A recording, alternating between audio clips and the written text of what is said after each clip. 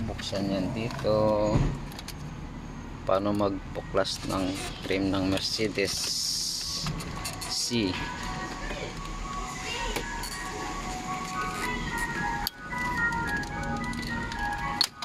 Yan,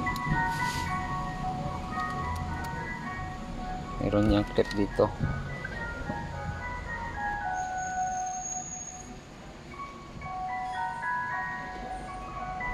Meron yan guys, clip dito guys, magkabilaan yan.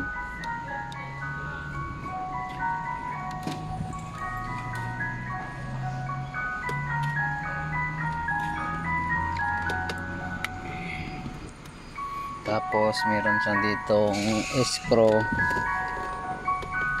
dito, dalawa yan dito, sa kabila dito din screw. Tapos ipupos ng screwdriver yung kinona ng screw dito, pupukin kabila din, pupukin din dito guys.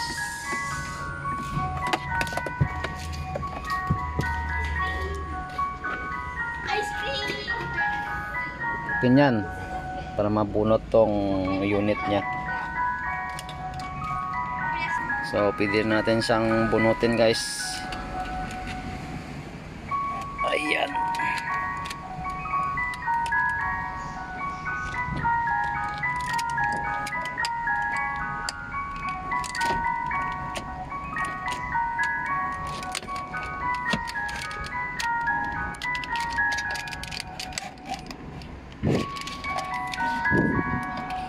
So ito na, nabunot na natin ang player.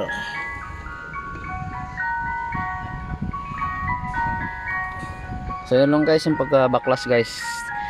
Thank you so much, God bless, see you next videos guys, bye bye.